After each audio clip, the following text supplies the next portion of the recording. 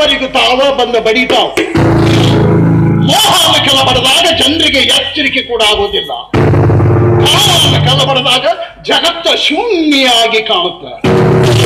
ಲೋಭ ಮದ ಮತ್ಸರ ಕಲ್ಲು ಬಡದ್ರಂತೂ ಕೆಟ್ಟು ಕಂಗೆಟ್ಟು ಹೋಗ್ತಾವ್ ತಾಯಿ.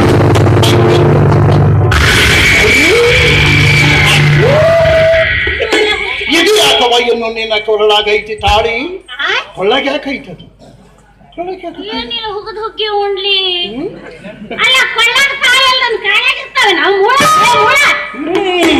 ಹೌದೌದೌದು. ಗಂಡ ಇದ್ದಾಗ ಕೊರಳಾಗತಾಳಿ, ಗಂಡ ಇದ್ದಾಗ ಕೊರಳಾಗತಾಳಿ. ನೀನು ಇನ್ನು ಮೇಲೆ ಆಗಿ ನೋಡುವ.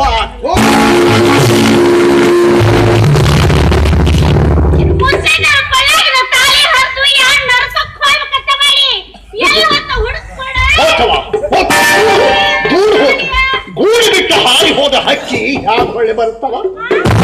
ಹೋಗಿ ಬಿಡುತ್ತೆ, ಹೋಗಿ ಬಿಡುತ್ತೆ. ಗಡಾನ ಬಾರ್ಬೇವ, ಗಡಾನ ಬಾರ್ಬೇ ಘಾಟ ಐತಿ ಯವ್ವ. ನಿನ್ನ ಗಂಡ ಸತ್ತಾನ ಸುದ್ದಿ ಇಲ್ಲ, ಕಾಳು ಬಂದತ್ತ ಬಾರ್ಬಿ ಯವ್ವ. ಘಾತ ಆತಪ್ಪ ಯವ್ವ, ಘಾತ.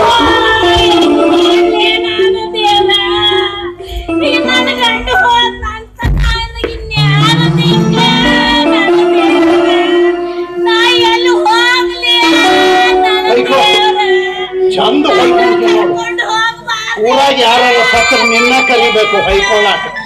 ಮಣ್ಣಿಗೆ ಜನ ಬಾಳ ಕೂರ್ತಾವ. ಹೊಯ್ಕೊ ನಿನ್ನ ಹಣೆ ಬರೋಣ. ಅಯ್ಯೋ ನನ್ನ ರಾಜ,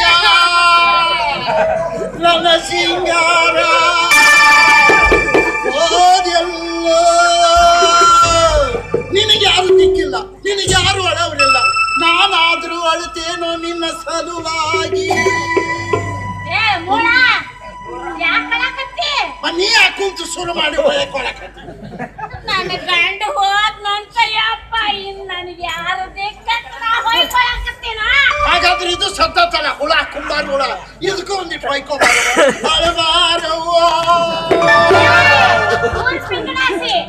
ಅದಕ್ಕೂ ನನಗೂ ಏನ್ ಸಂಬಂಧ? ಆ ಹುಳಕ್ಕೂ ನನಗೂ ಏನ್ ಸಂಬಂಧ ಅಂದೆ? ಸಂಬಂಧ ತಾಯಿ, ನಿಮ್ಮ ಶರೀರದಿಂದ ಹುಟ್ಟಿದ ಎಲ್ಲ ಪ್ರಾಣಿ ಜೀವಕ್ಕೂ ನೀವು ಹೀಗ ನಿಮ್ಮ ಹೊಟ್ಟಿ ಒಳಗೆ ಎಷ್ಟೋ ತರದ ಜಂತು ದಿನಿ ಬೆಳಗ ಅದರ ಹುಟ್ಟಿ ಸಾಯ್ತವು. ನೀವು ಸಾಯಿ ಬಡಿತೀರಿ. ತಲೆಯದಾದ ಏನು, ಮೈಯದಾದ ಕೂರಿ,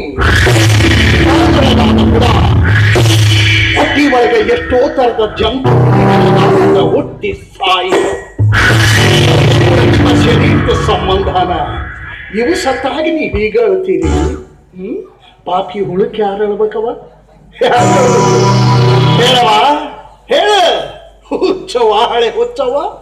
ಸತ್ತ ಹುಟ್ಟೋಬೇಕಾದ್ರಿಂದ ಕೂಡಿದ ಹೇಸಿಕೆಯ ಗೊಂಬಿ ಶರೀರ.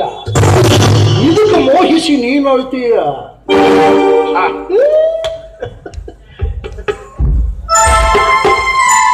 ಯಾರು ಯಪ್ಪ ನೀನು? ನೀ ಏನ್ ಹೇಳಕತ್ತಿ ಅನ್ನೋದ ನನಗೊಂದು ಅರ್ಥ ಆಗೋಲ್ತು. ತಾಯಿ, ಹುಟ್ಟು ಸಾವು ಇರೋದ, ಆದ್ರ ಜೀವ ಮಾತ್ರ ನಿತ್ಯ ಸತ್ಯ. ನೀನೀಗ ಆ ಶರೀರಕ್ಕೆ ಮೋಹಗೊಂಡತ್ತೆ ಅಂದ್ರ ನೀನ ವಿಸರ್ಜಿಸಿದ ಹೇಸಿಗೆ ಕಂಡಂತಂಗಾಗತ್ ನೋಡವ. ಅಹಂಕಾರ, ಮಮಕಾರ, ವಿಷಯಾದಿಗಳು ಅನ್ನೋದನ್ನ ಬಿಟ್ಟುಕೊಟ್ಟು ಸತ್ಯವಾದದ್ದೊಂದೇ ಅನ್ನೋದನ್ನ ತಿಳಿದು ಮುಕ್ತಿ ಪಡಿಬೇಕು ತಾಯಿ, ಮುಕ್ತಿ ಪಡಿಬೇಕು ತಾಯಿ. ಈ ಜೀವ, ಈ ದೇಹ ಇಬ್ರು ಒಳ್ಳೆ ಆತ್ಮೀಯ ಗೆಳೆಯರವ.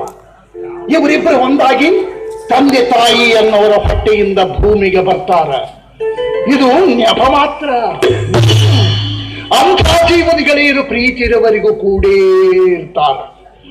ಅಕಸ್ಮಾತ್ ಅವರಿಬ್ಬರ ಮಧ್ಯೆ ಏನಾದ್ರೂ ವಿರಸ ಬಂದ ಕೂಡಲೇ ಮರಣ ಅನ್ನೋ ನ್ಯಾಯವಾದಿ ಬಂದು ಇವರಿಬ್ಬರ ಜಗಳ ಬಗೆಹರಿಸಿ ಬೇರೆ ಮಾಡಿಬಿಡ್ತಾನ.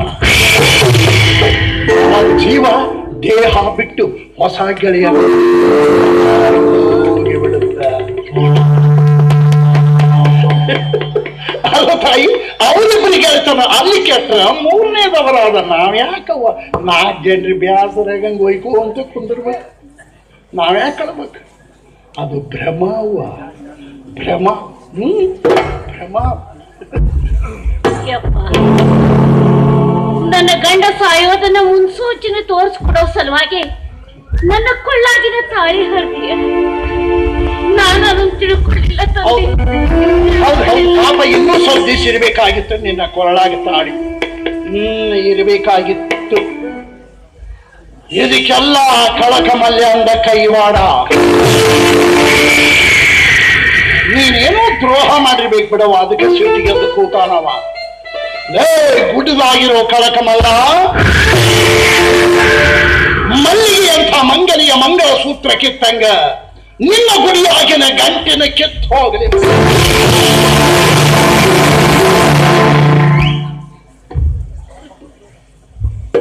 ಇವ್ರ್ಯಾರೋ ದೊಡ್ಡ ಮಹಿಮಾ ಪುರುಷ ಇದ್ದಂಗ ಕಾಣಿಸ್ತೈತಿ.